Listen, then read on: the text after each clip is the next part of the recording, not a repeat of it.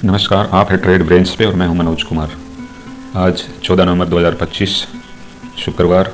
आज की मार्केट ने हमें बहुत परेशान किया और इतना प्रॉफिट निकालने के लिए हमें 7 ट्रेड लेने पड़े। नहीं तो हम दिन में 2 या 3 ही ट्रेड लेते हैं और उस हिसाब से प्रॉफिट बहुत कम है। एक बार ऑर्डर बुक चेक कर लेते हैं कि हमने कैसे कैसे काउंट किया है।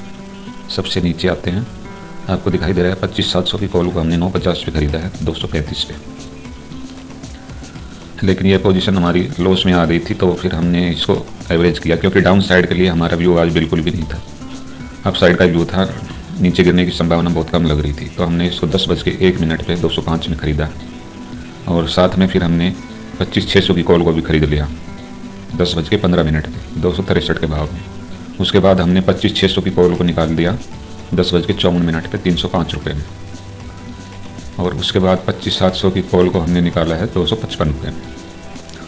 उसके बाद 75 क्वांटिटी ये निकाली थी 255 में और ये 227 पे जो आप देख रहे हैं, ये हमारी 75 क्वांटिटी जो रह गई थी उसका ट्रेलिंग एसल हिट हो गया क्योंकि साइडवेज मार्केट थी। साइडवेज मार्केट में ट्रेलिंग एसल जो है वो हिट होने के चांसेस ज़्यादा हो जाते हैं।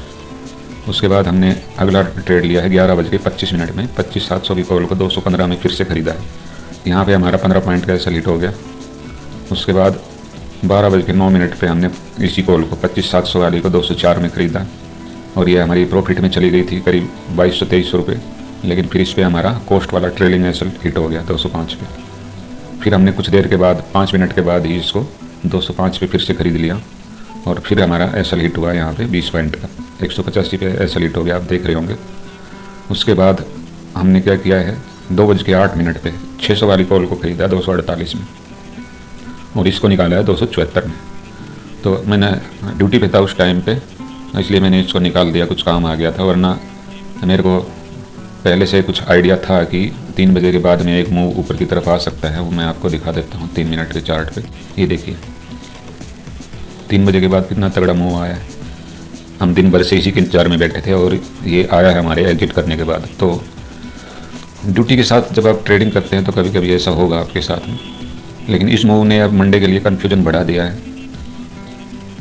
क्योंकि मंडे के दिन अब इतने बड़े मूव के बाद सीधा फ्लैट खुलने के बाद सीधा ऊपर जाना थोड़ा मुश्किल लग रहा है, इसलिए थोड़ा कन्फ्यूजन है।